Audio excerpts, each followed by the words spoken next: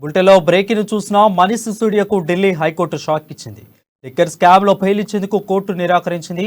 Justice Dinesh Kumar శర్మతో కూడిన single judge bench petition కొట్టివేస్తూ మనీష్ సిసోడియాపై ఆరోపణలు తీవ్రమైనవని పేర్కొంది.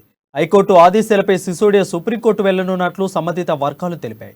బెయిల్ పిటిషన్పై తీర్పును వెలువరిస్తూ సిసోడియా ప్రభావవంతమైన వ్యక్తి అని, ఆయన బెయిల్పై విడుదలైతే సాక్షులను ప్రభావితం చేసే అవకాశం ఉందని తోసిపుచ్చినట్లు హైకోర్టు పేర్కొంది.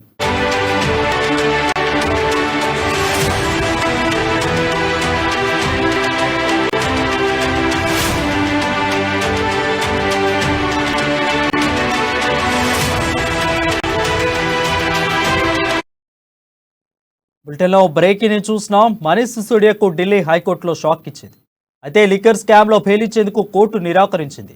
జస్టిస్ దినేష్ కుమార్ శర్మతో కూడిన సింగిల్ జడ్జ్ బెయిల్ పిటిషన్ కొట్టివేస్తూ మనీష్ సిసోడియాపై ఆరోపణలు తీవ్రమైనని పేర్కొంది.